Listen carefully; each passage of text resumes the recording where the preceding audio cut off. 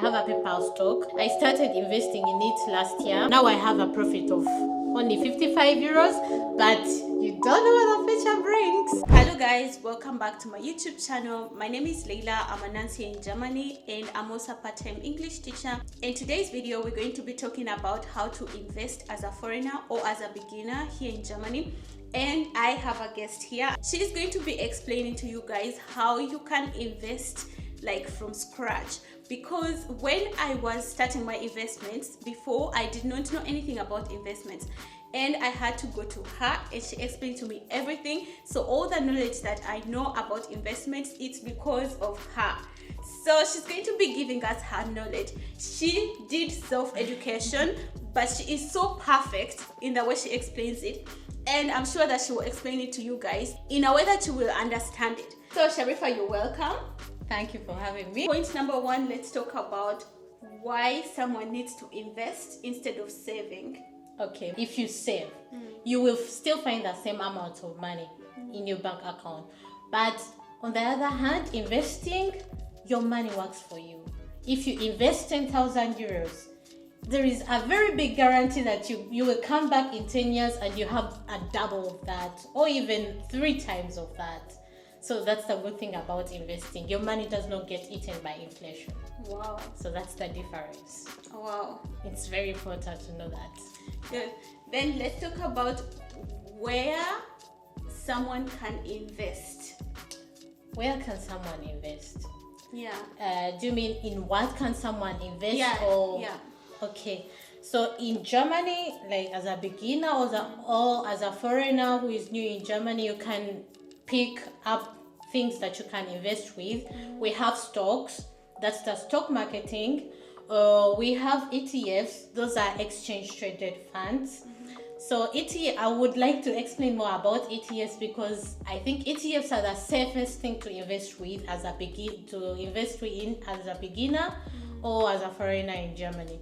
Like ETFs are called exchange traded funds. They a group of stocks, many stocks. Okay, so you can have a stock of Apple, you can have a stock of Amazon, you can have a stock of Microsoft, all these stocks in one basket. So ETFs is a basket of different stocks. Genau, that's exactly right. It's a basket of different stocks. So you invest. If you put money in this ETF, it means you have very small shares in all these companies, and it's safe because the risk of getting losses is really less. Yeah, because ETFs are like maybe a table, a round table with many shops. No, with many legs. A round table with many legs is like an ETF. Yeah. So if one leg makes losses, the other legs are still standing, so it's like stable. True. And on the other hand, stocks are like a round table with one leg. If the one leg makes losses, it falls down. So they are really, really risky. Stocks are risky, but if you get profits, you can get high profits. Wow. Yeah, but ETFs are less risky.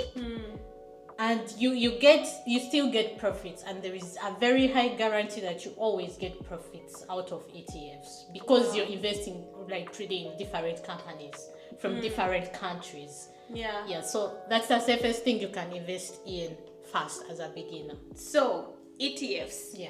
Okay, now how can someone invest in ETFs begin from scratch? Because the people who are asking me to talk about how to invest, they don't have any knowledge about having a financial bedata, like financial advisor, and they don't know how to go to the bank. What do they say? Or they don't know any brokers, like where these apps are. So how can someone find those ETFs to say, okay, now I have my 25 euros, I want to put there in ETFs? Yeah.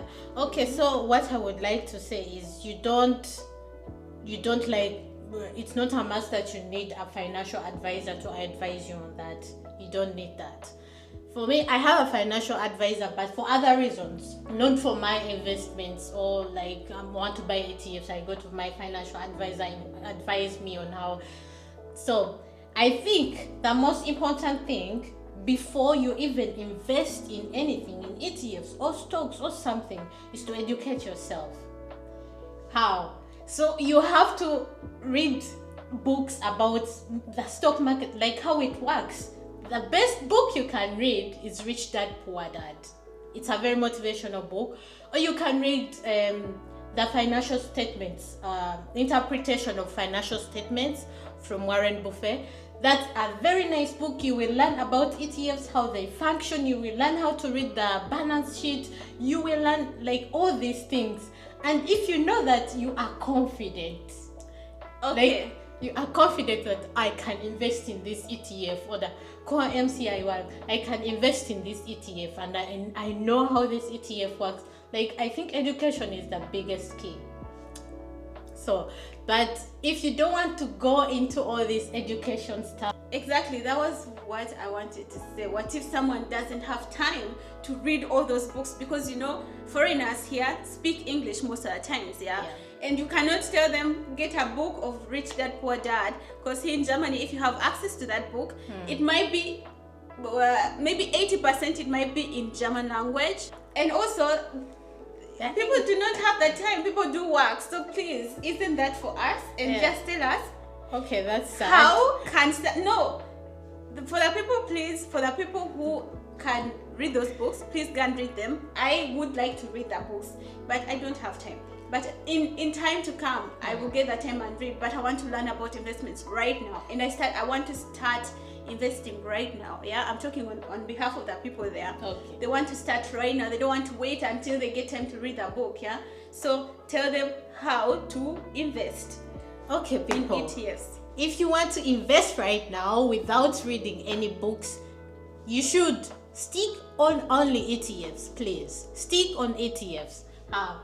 So you're going to get a broker of your choice, and I recommend so much Scalable Capital Broker. So go on your Google Play Store, type in Scalable Capital. It's a broker. It's a German broker, okay?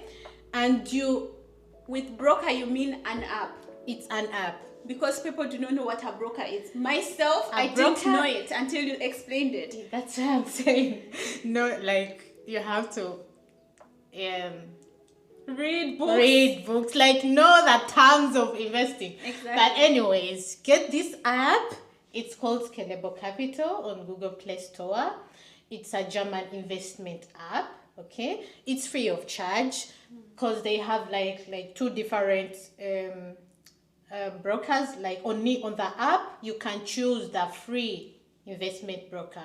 That means you're going to do all your transactions free. If you want to buy something, it's going to be free of charge. If you want to sell something, of course they might take a little bit of money, like payment, but it's not that much. How much? Okay, like 99 cents or something like that.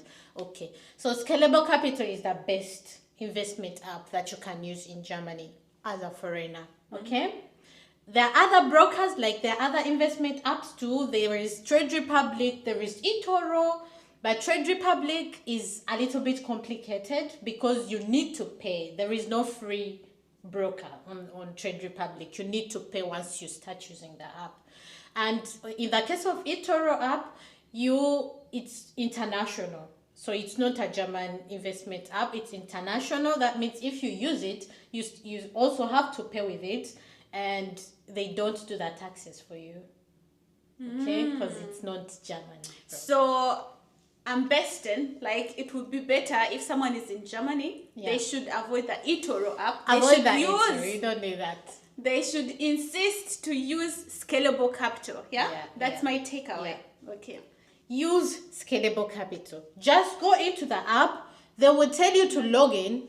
Like, I'm already logged in, so it's not that I'm new. I'm going to apply new. Okay. But it's just a matter of following instructions, yeah? So you're going to go to the app. They will tell you, do you want to open up a broker? You say yes. They ask you for your details, email address. You put in your name, your government name, of course. And they will tell you, okay, confirm your identity. Okay, that's this is when things now get a little bit tricky with identity confirmation, because they give you like 3 options of confirming your identity. You either download an app called ID Ident. They will give you the options. You'll be seeing them if you're in this process. Or they tell you, go to the next Doche post and confirm your identity. They will send, Scalable Capital will send you a QR code that you're supposed to take to this Doche post. They know what to do. You don't even have to say anything. You just have to go there and tell them, I want to confirm my identity. Take your passport with you and the code that Scalable Capital sent to you. They will do all that stuff for you. Okay? Yeah. Okay. Or they tell you, scan your ID. Now, this scanning your ID only works for the Germans, I would say, because they have the IDs from their government. Yeah, the national IDs. Yeah, the national IDs. It's easy, but if you're foreigner, you don't have this ID. So I would say the best option as a foreigner to identify yourself is to go to the Doche post. It's easier that way. That's what I did, and it worked out for me. In 2 weeks, in 2 weeks after your identity has been confirmed, if you go back to the Scalable Capital app and try to open, it opens. So you'll be seeing all the stocks and the ETFs, so it's like automatic. How much profit have you made so far? So I made a profit by iShares Core MSCI World. I started investing in it in 2020, okay? Not so much money, because investing again, you have to invest the money you don't need in the next few years, in the next 5 years or 6 years. So I was investing like 25 euros per month, okay? Only 25 euros per month. And I made 800 euros. Yeah, 800 euros profits. Oh, okay. Then came Fuel Rush. The drivers coming. So let me say, you opened your investment in 2020 what? 2019. 2019. That's when and you I have started. made up, you've been just putting in 25 euros. Yeah, sometimes I used to put in like 50, Yeah. not, but in most cases 25 euros. Yeah. But it has done like really well. So that means every month you are paying 25 euros. Yeah. So 25 euros from back then up to now, Yeah. it's still inside the total of that 25 euros And plus the profits. the 800. Yeah, exactly. Okay, so another question for us who do not really know about investments. I wanted to see if it's the one that I have, the one you have just mentioned. I don't know if you know how to use this one. I think I have to go to here, my portfolio, oder hier. Guck mal, was habe ich jetzt? Ich habe 2. I bought 2. This one, This the is the MSCI ETF, and this one is the fund. Okay, The they are the capital same share. category. Look at the profit that I made. Plus 28. Yeah. I have a profit of 28.38%, Which is 432. which is 432 It euros profit. Okay, money is working for me, and I'm only putting in 20. So I put in 50 euros because I have 2 intervals where I put in money. Yeah. But this is the profit I have. Okay. Yeah. You see, because here you see I put in Monthly, monthly 25. 2 times 25 euros, and then this is the new one. This one I haven't started making a profit. You will.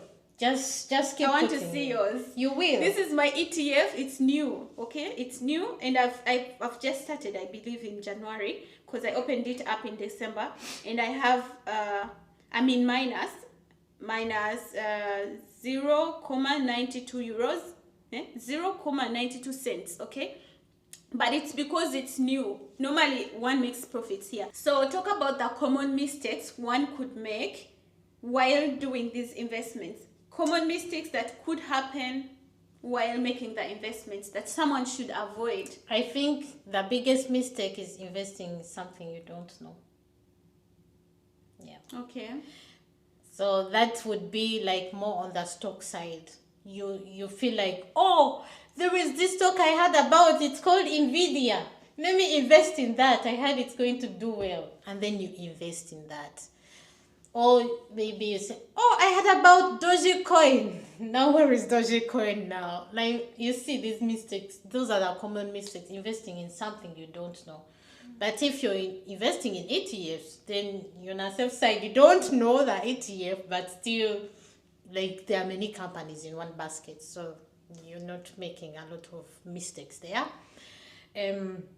Another common mistake people do is being greedy. I think being greedy can also be a mistake. What do you mean, like greedy? So, like, people wanting, like, to make, like, profits, like, really early, okay? And then they take, like, 10,000 euros and invest in something, like, maybe invest in a stock, and tomorrow that stock is, like, rock bottom.